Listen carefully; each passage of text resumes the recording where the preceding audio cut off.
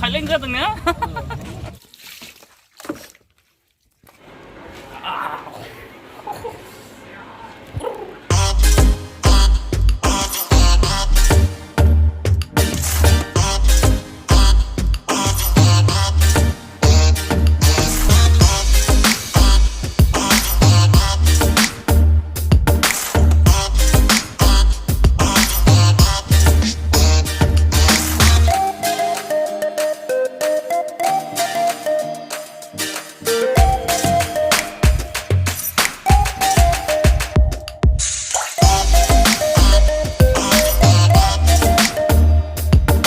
hello लोगोफोर नोंथांमोनखौ आंनि JD tribal blog video बरायनाय थाबाय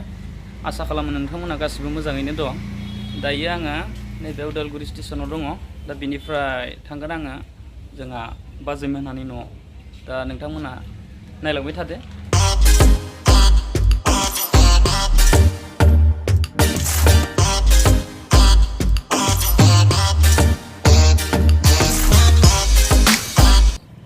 जों दायो नै मोनसिगोन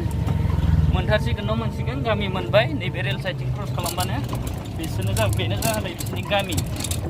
नै दायो जों रेल लाइन क्रस जागासिनो नुदोंना लोगोफोर नै लोगोफोर आं बर'नि जनि ब्रेमखौ लाबोफादों दा नोंथांमोना दसे उनाव नुसिगोन बर'नि जनि ब्रेमखौबो आंजों दंफैयो बे गारि सालायगासिनो बन्धु ओइ बिथिं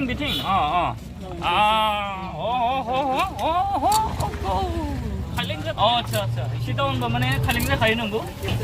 औ लामाया फिसालैना थेवबो साबनि गारिसो ना थ' गाइस नै जों सफैबाय गेट मोनबाय दा नायलांबाय थादो गेटआ मारै नायलांगोन नै बर'नि जनिबर सबाय जोंना गेट बाजै मा खालामदो नै न'आ हा ओंखाम जानो नागिरदों मा ओंख्रि बाजै मा ओंख्रि ए नोंबो सुनो आथिं दे सुफैनि मोनफैबायलै नै जिरायनोसैनो दैबो लाबोदो दै टिभि नायदों माथो मा नायदो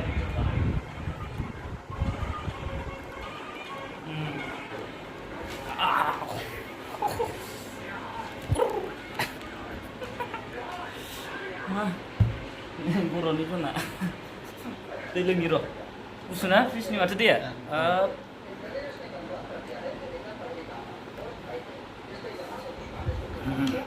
र' फ्रिजआव मा दोङो नायनो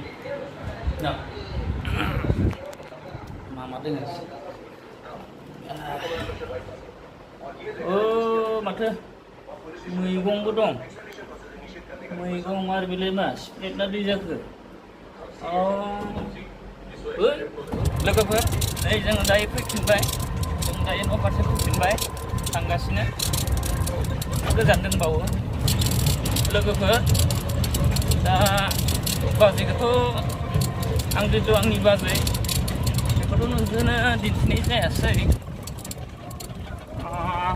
खारन बियो स्कुलाव थांदोंमोन दा बाबुखौ लायदोंमोन आरो बेखायनो दिन्थिनो हायासै आरो जोंबो बारा गोबाव थानाय जायासै दा जेन हक नेक्स्ट भिडिअफोर लाबोबा नुगोन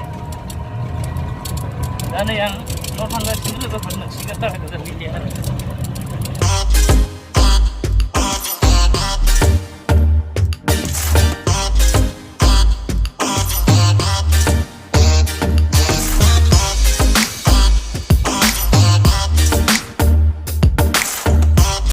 लोगोफोर नै दायो आं रुमनिफ्राय ओंखारबाय दा थांलायनोसै आरो बेलेगाव दा नुलांबाय थागोन मा जायगायाव थांगोन